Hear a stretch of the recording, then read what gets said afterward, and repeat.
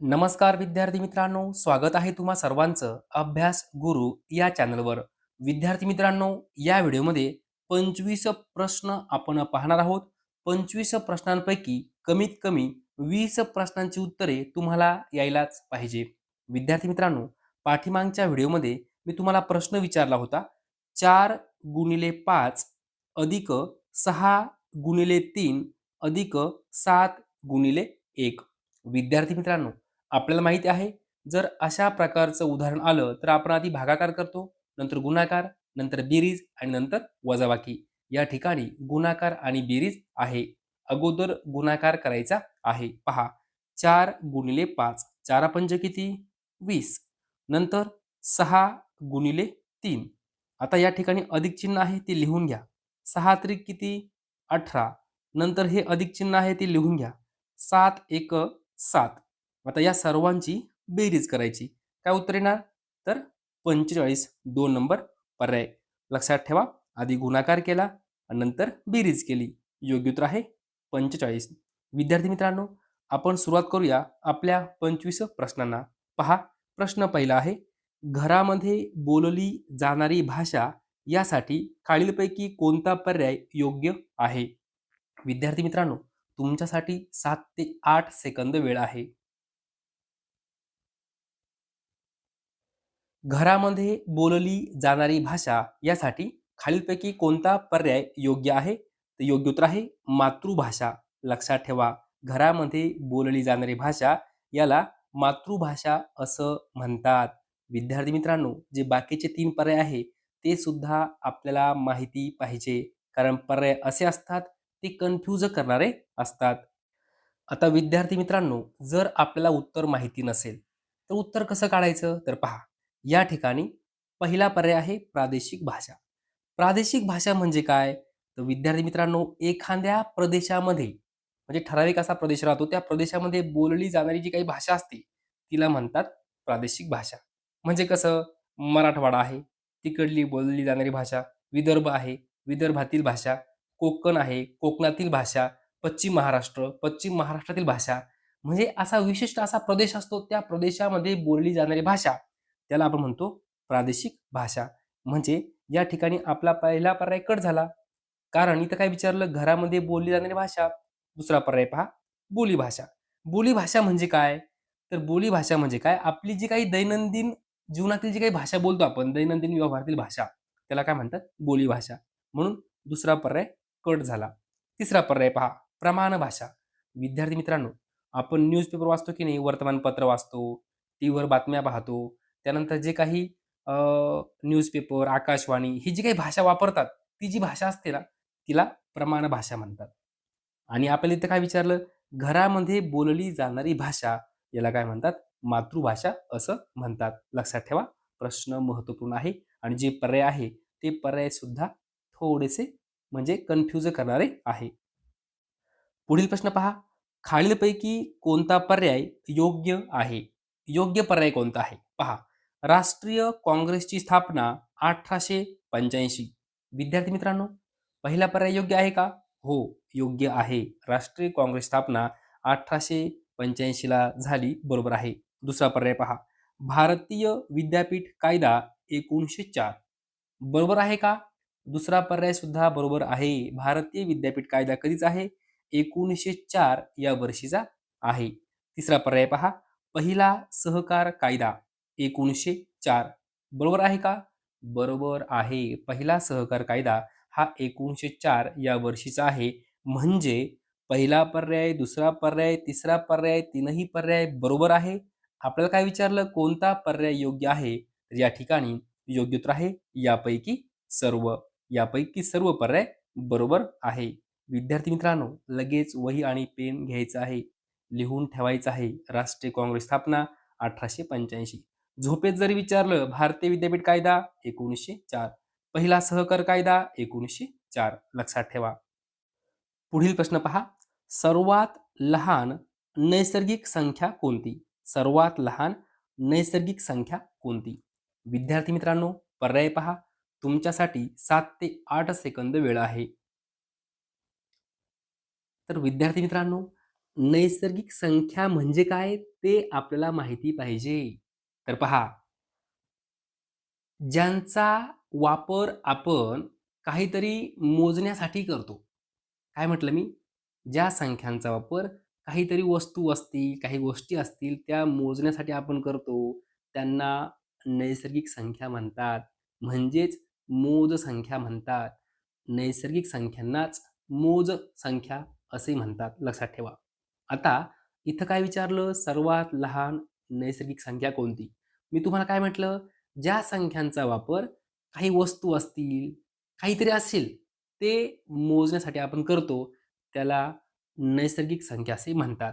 उदाहरणार्थ पहा, या ठिकाणी समजा, या ठिकाणी हा आंबा आहे. काय आहे? आंबा आहे. ओके. हा दुसरा आंबा आहे. ओके. हा तिसरा आंबा आहे. ओके. आता मला सांगा विद्यार्थी मित्रांनो, मला हे आंबे काय करायचे? मोजायचे आहे. आता मला जर मोजायचे आहे, तर मी सुरुवात कुठून करणार? 1, 2 आणि 3 बरोबर आहे की नाही? मी तुम्हाला काय म्हटलं? ज्या संख्यांचा वापर काहीतरी वस्तू असेल किंवा काही असेल, ते मोजण्यासाठी आपण करतो. त्यांना नैसर्गिक संख्या म्हणतात. आपण सुरुवात कुठून केली? 1 पासून केली. 0 पासून केली का? नाही. याला आपण असं म्हणू शकतो का?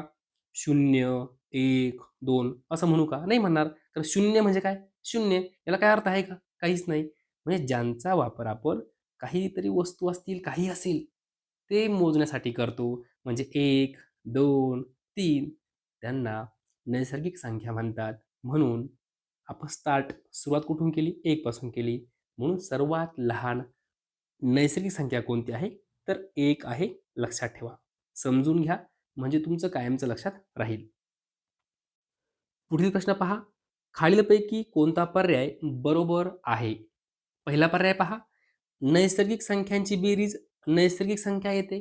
विद्यार्थी मित्रांनो, बरोबर आहे. कसं काय बरोबर आहे? तुम्ही कोणतीही संख्या घ्या, कोणतीही तुमच्या मनात जी संख्या असेल ती घ्या. हे बघा, समजा मी म्हटलं 5 अधिक 6 किती झाले? 11. 11 काय आहे? नैसर्गिक संख्या आहे. नेमकं नैसर्गिक संख्या म्हणजे काय? तर पहिले समजून घ्या. हे बघा, 1, 2, 3, 4, 5, 6, 7, 8 तुम्ही कितीही मोजत राहा. जेवढं तुम्ही मोजणार, जिथपर्यंत जाणार, तिथपर्यंत त्या सर्व संख्या काय आहे? नैसर्गिक संख्या आहे. मग तुम्ही कोणत्याही संख्येचा कोणत्याही संख्येशी बेरीज केली, तिचं उत्तर नैसर्गिक संख्याच येणार ना. म्हणून पहिला पर्याय काय आहे? बरोबर आहे. नैसर्गिक संख्यांची बेरीज नैसर्गिक संख्या येते. बरोबर आहे. दुसरा पर्याय पहा. नैसर्गिक संख्यांचा गुणाकार नैसर्गिक संख्या येते. बरोबर आहे. तुम्ही कोणत्याही संख्येचा गुणाकार करा. काहीतरी एखादा अंक येईल की नाही? मी तुम्हाला सांगितलं 1 पासून तुम्ही कितीही मोजा, सर्व संख्या नैसर्गिक आहे. मग तुमचा गुणाकार काहीही आला, तो नैसर्गिकच असणार आहे. कारण ती एक संख्या असणार आहे. म्हणजे 2 नंबर पर्याय बरोबर आहे. तिसरा पर्याय पहा. सर्वात मोठी नैसर्गिक संख्या सांगता येत नाही. आता विद्यार्थी मित्रांनो, सांगता येईल का? नाही सांगता येणार. कारण का? तुम्ही जर 1 पासून स्टार्ट केलं मोजायला, 2 म्हटले, 3 म्हटले, 10 म्हटले, 100 म्हटले, 1,00,000, 2,00,000, 1,00,00,000, 100,00,00,000 तुम्ही कितीही मोजा, म्हणजे तुमचा जन्म झाल्यापासून तर फार म्हातारा होईपर्यंत तुम्ही संख्या मोजत राहा. ज्या काही संख्या असणार आहेत त्या काय? नैसर्गिक संख्या आहे. फक्त मोजत राहायचं.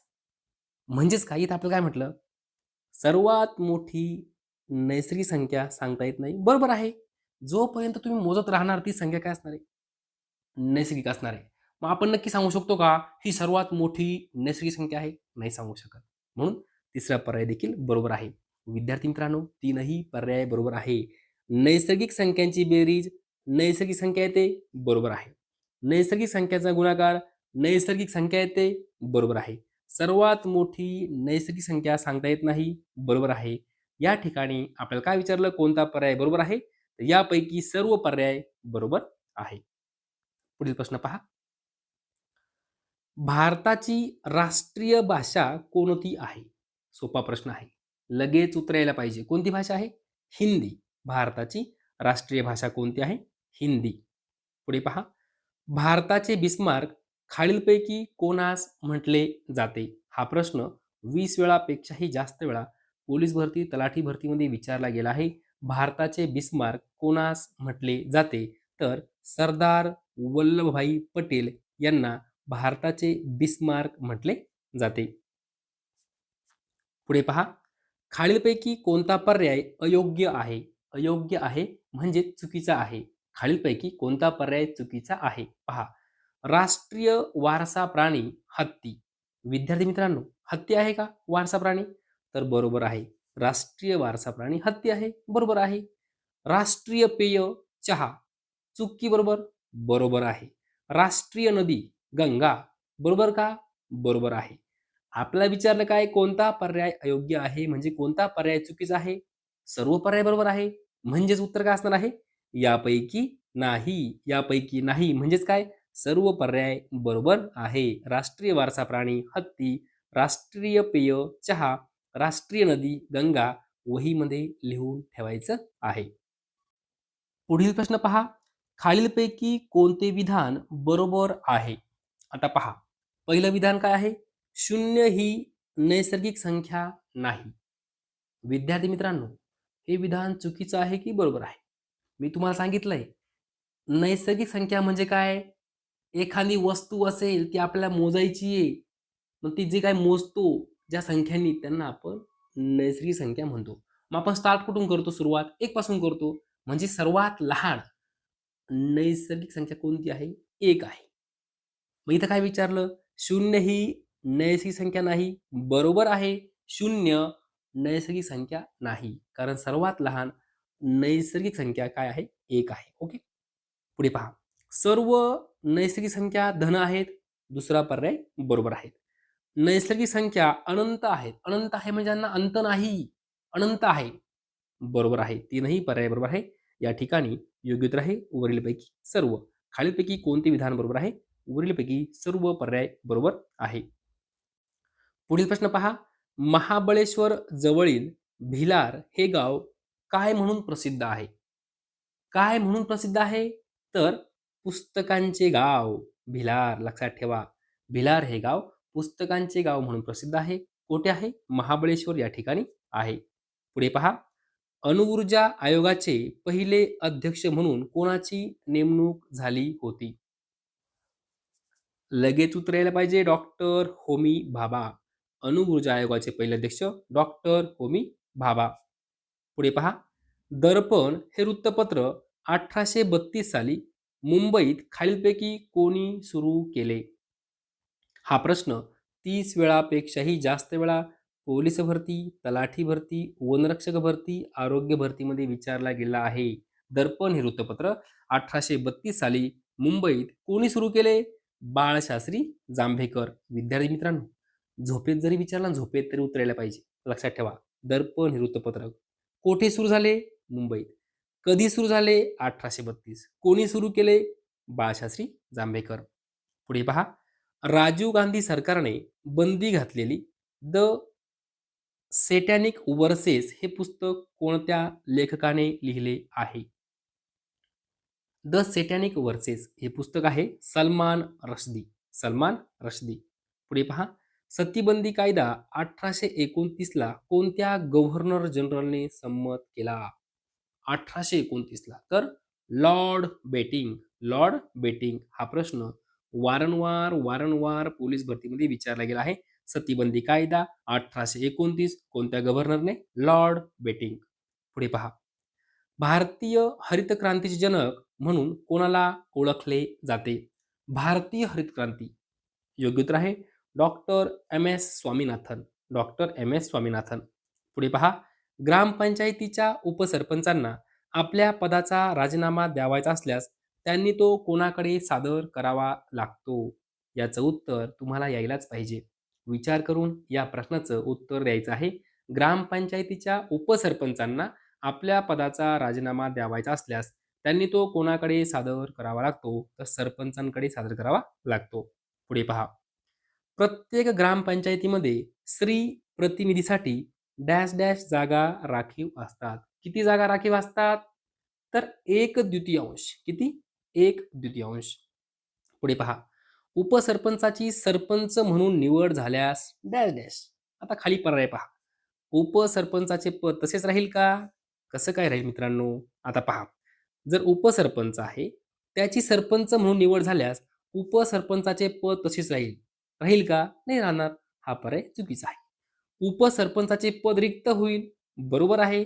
जर उपसरपंचाची सरपंच म्हणून निवड झाली, ते पद रिक्त होणार. तर दुसरा पर्याय काय आहे? बरोबर आहे. उपसरपंचाची सरपंच म्हणून निवड झाल्यास उपसरपंचाचे पद काय होणार आहे? रिक्त होणार आहे. योग्य उत्तर आहे 2 नंबर पर्याय. पुढे पहा. गटात न बसणारा शब्द ओळखा. हा प्रश्न रत्नागिरी चालक पोलीस भरती 2024 मध्ये विचारला गेला आहे. गटात न बसणारा शब्द ओळखा. तुमच्यासाठी वेळ आहे 7 ते 8 सेकंद.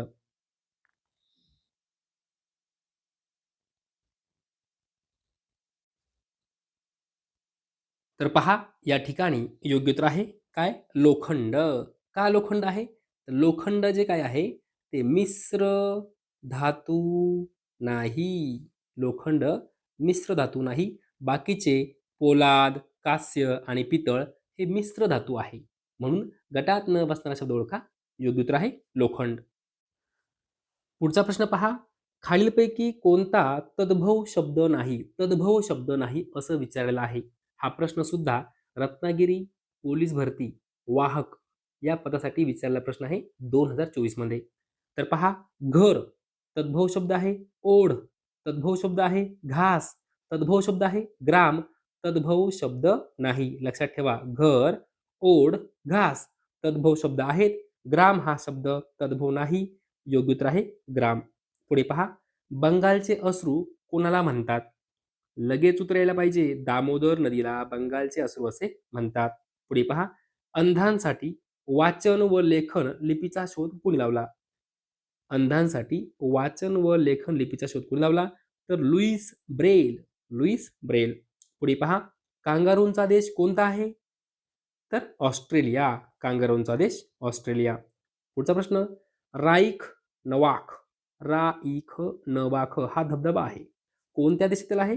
तर स्वित्झर्लंड. लक्षात ठेवा, स्वित्झर्लंड. पुढे पहा. बिरजू महाराज हे नाव कोणत्या नृत्य प्रकाराशी संबंधित आहे? बिरजू महाराज. या ठिकाणी योग्य उत्तर आहे कथ्थक.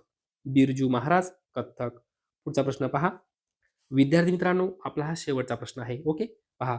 आकाश शब्दाला कोणते शब्द समानार्थी आहे? पर्याय पहा. व्यवस्थित पर्याय वाचा आणि याचं उत्तर तुम्ही मला कमेंटमध्ये सांगायचं आहे. आकाश या शब्दाला कोणते शब्द समानार्थी आहे? याचं उत्तर लगेच मला कमेंट करून सांगायचं आहे. विद्यार्थी मित्रांनो, जर तुम्हाला हा व्हिडिओ आवडला असेल तर नक्की लाईक करा, शेअर करा, सबस्क्राईब करा. धन्यवाद.